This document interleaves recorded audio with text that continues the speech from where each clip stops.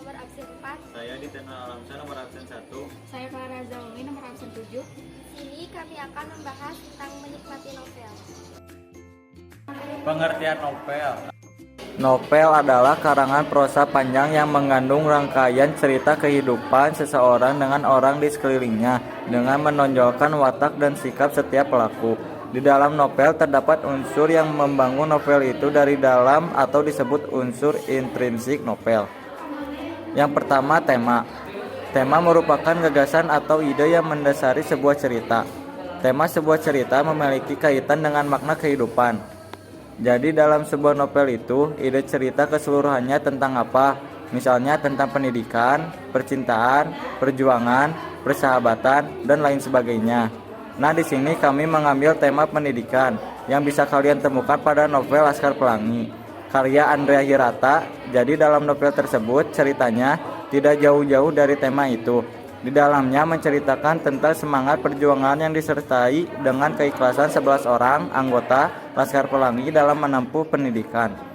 Unsur intrinsik yang kedua adalah latar. Latar adalah gambaran yang digunakan untuk menempatkan peristiwa di dalam suatu penceritaan fiksi. Latar dibedakan menjadi 3. Yang pertama adalah latar tempat. Latar tempat adalah berkaitan dengan kondisi geografis atau lokasi, misalnya di pasar, di sekolah, di halaman, di hutan, dan sebagainya. Contoh kutipan dari novel Ronggeng Dukuh Paruk karya Ahmad Tohari. Serintil merasa heran ketika menyadari dirinya sedang duduk tanpa teman di tengah hutan jati. Nah, di tengah hutan jati tersebut merupakan latar tempat. Yang kedua, latar waktu. Latar waktu berkaitan dengan kondisi waktu, misalnya hari Senin, bulan Januari, tahun, abad, dan lain-lain. Contoh kutipan novel Dilan. Dia adalah Dilanku tahun 1990. Karya Pidi Baik. Hari Senin, pada saat upacara bendera. Dilan ikut upacara bendera.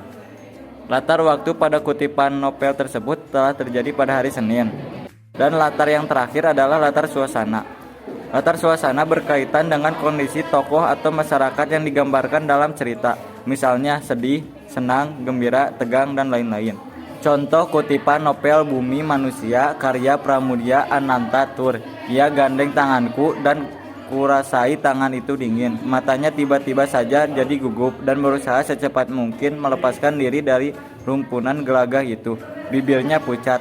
Dari kutipan itu dapat diketahui bahwa latar suasana yang dialami tokoh itu adalah gugup dan ketakutan karena sedang berada di rumpunan gelagah. Unsur intrinsik yang ketiga adalah tokoh. Tokoh adalah pelaku dalam sebuah cerita. Menurut perannya, tokoh terbagi menjadi 2. Yang pertama ada tokoh utama. Tokoh utama adalah tokoh yang memiliki peranan penting dalam suatu cerita. Yang kedua adalah tokoh tambahan. Tokoh tambahan adalah tokoh yang tidak selalu diceritakan tetapi memiliki hubungan dengan tokoh utama. Tokoh ini dimunculkan sekali atau beberapa kali dalam cerita. Biasanya, tokoh tambahan muncul untuk menghidupkan cerita atau menjadi pemanis cerita. Menurut pengembangan plot atau alur, tokoh terbagi menjadi 3. Yang pertama, tokoh protagonis. Tokoh protagonis adalah tokoh yang digambarkan baik dan memiliki sifat positif. Biasanya tokoh ini disukai pembaca karena sifatnya. Tokoh protagonis juga disebut sebagai tokoh yang sejalan dengan alur cerita. Yang kedua ada tokoh antagonis. Tokoh antagonis adalah tokoh jahat penyebab konflik dalam cerita. Biasanya tokoh ini tidak disukai pembaca karena sifatnya. Tokoh antagonis juga disebut sebagai tokoh yang bertentangan dengan alur cerita. Yang ketiga ada tokoh tritagonis. Tokoh tritagonis ini adalah tokoh yang menjadi penengah antara tokoh protagonis dan tokoh antagonis. Unsur intrinsik yang keempat adalah penokohan. Penokohan adalah cara pengarang menampilkan tokoh-tokoh dalam cerita, sehingga dapat diketahui karakter atau sifat para tokoh. Ada penokohan analitik. Penokohan analitik adalah cara penampilan tokoh secara langsung melalui uraian, deskripsi, atau penjelasan oleh sang pengarang. Contoh kutipan dari novel Di Bawah Laut karya Opik Tomboati dan Taufikur Rahman Al-Azizi. Linggar gadis kecil yang cantik. Dia keturunan Cina. Dia pemalas, hobinya tidur. Saudara-saudaranya sering memanggilnya dengan sebutan Astuti, asli tukang tidur. Kutipan tersebut menunjukkan Linggar memiliki sifat yang pemalas. Watak tokohnya bersifat analitik karena pengarang langsung memaparkan watak atau karakter tokoh. Pengarang dengan langsung menyebutkan bahwa tokoh tersebut memiliki sifat pemalas. Yang selanjutnya ada penokohan dramatik.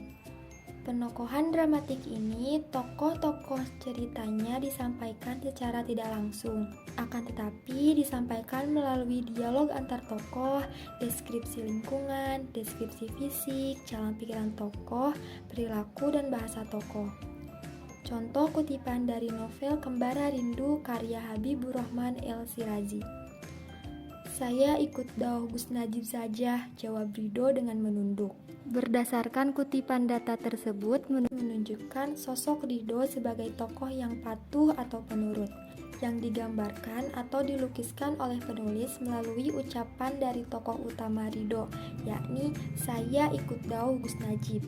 Kata dauh dapat diartikan sebagai perintah, jadi Ridho akan menuruti apa yang menjadi perintah dari Gus Najib. Unsur intrinsik yang kelima ada alur. Alur adalah rangkaian peristiwa yang disusun berdasarkan hubungan kausalitas atau sebab akibat. Berdasarkan jenisnya, alur terbagi menjadi 3. Yang pertama ada alur maju. Alur maju memiliki klimaks di tengah cerita. Peristiwa yang berjalan teratur dan berurutan sesuai dengan urutan waktu kejadian dari awal sampai akhir, dengan tahapan awal, perumitan, klimaks, antiklimaks, dan akhir. Yang kedua ada alur mundur. Alur mundur adalah cerita dengan peristiwa dari akhir ke awal. Penulis mengawali kisah dengan konflik, lalu penyelesaian, dan memperlihatkan masa lalu atau disebut dengan kilas balik. Yang ketiga ada alur campuran. Alur campuran adalah gabungan antara alur cerita maju dan mundur. Alur campuran akan menyuguhkan peristiwa yang dimulai dari tengah cerita. Yang selanjutnya ada tahapan alur. Di sini kami akan memaparkan tahapan alur pada novel Laskar Pelangi karya Andrea Hirata. Yang pertama ada orientasi. Tahap pengenalan dimulai dari saat hari pertama penerimaan murid baru di SD Muhammadiyah yang kekurangan seorang murid dan sekolah hampir ditutup.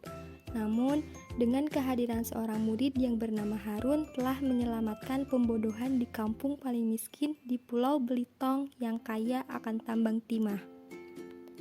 Yang kedua, ada konflik. Tahap pemunculan konflik dimulai ketika Bumus dengan segala usaha dan semangat ke-10 Laskar Pelangi mampu berjuang dan melewati masa-masa sulit serta kebahagiaan bersama. Yang ketiga, klimaks. Tahap klimaks terjadi pada saat Lintang dan Mahar berusaha mengharumkan nama SD dan SMP Muhammadiyah lewat kemahiran dan kepintaran mereka dalam perlombaan cerdas cermat dan karnaval saat perayaan HUT RI dan mampu mengalahkan sekolah milik PN Timah. Yang keempat ada anti klimaks. Tahap antiklimaks terjadi saat Lintang, si murid jenius di antara yang lainnya, meninggalkan bangku sekolah karena ia harus mengurus adik-adiknya setelah kematian ayahnya. Di sanalah akhir dari cerita perjuangan para ke-10 Laskar Pelangi. Yang terakhir ada resolusi atau penyelesaian. Tahap penyelesaian terjadi saat tembok PN Timah dapat dihancurkan dan kemiskinan dapat dilawan oleh rakyat Belitung, dan kebahagiaan yang akhirnya mampu diraih oleh ke-10 Laskar Pelangi. Unsur intrinsik yang keenam adalah sudut pandang. Sudut pandang adalah cara atau pandangan pengarang dalam menampilkan tokoh, atau bisa dikatakan di mana posisi si pengarang itu dalam cerita. Kedudukan atau posisi pengarang dalam cerita yang pertama, sebagai tokoh utama. sudut pandang ini menggunakan kata ganti orang pertama, misalnya aku, saya, kami. Jadi, penulis seolah-olah masuk ke dalam cerita sebagai tokoh utama. Penulis bercerita sebagai tokoh aku yang mengisahkan berbagai peristiwa yang terjadi serta perbuatan yang dilakukannya. Contoh kutipannya ada dari novel Laut Bercerita, karya Leila Salika Chudori. Aku merasakan arus bawah laut itu berputar-putar memelukku. Begitu erat, begitu hangat, seolah-olah aku adalah bagian dari laut ini. Dari kutipan tersebut dapat diketahui bahwa tokoh aku merupakan tokoh utama karena ia menceritakan tentang dirinya sendiri. Posisi pengarang dalam cerita selanjutnya adalah sebagai pencerita atau serba tahu. Dalam sudut pandang ini, pengarang bukan tokoh dalam cerita. Sudut pandang ini menggunakan kata ganti orang ketiga, yaitu dia, ia, mereka, atau bisa nama orang. Pada sudut pandang ini, si penulis tahu segalanya, menceritakan semua hal yang dilihat, dialami, dipikir, dan dirasakan oleh tokoh-tokoh dalam cerita. Contoh kutipan dari novel Perahu Kertas, karya Dewi Lestari. Malam itu, Noni dan Eko terpaksa menggantungkan nasib perut mereka pada mas-mas pengantar pizza. Wanda dan Kinan mengobrol soal dunia lukisan dengan asiknya hingga tak mengubris desakan Noni dan Eko untuk makan malam di luar. Unsur intrinsik yang terakhir adalah amanat. Amanat adalah pesan yang ingin disampaikan pengarang dalam cerita.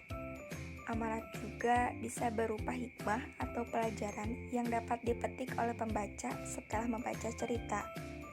Contohnya, ada dalam novel Bumi Manusia karya Pramudia Anantatur. Novel yang dilatar belakangi pergerakan Indonesia di awal abad 20 ini menceritakan pergerakan, perjuangan, dan semangat pemuda Indonesia di masa itu. Pengarang menyeruakan agar pemuda-pemudi sekarang ini tetap mempunyai semangat itu meskipun sekarang sudah tidak ada penjajahan kolonial. Seorang terpelajar juga harus berlaku adil sudah sejak dalam pikiran, apalagi dalam perbuatan. Sekian dari kelompok kami. Mohon maaf bila ada kesalahan. Wassalamualaikum warahmatullahi wabarakatuh.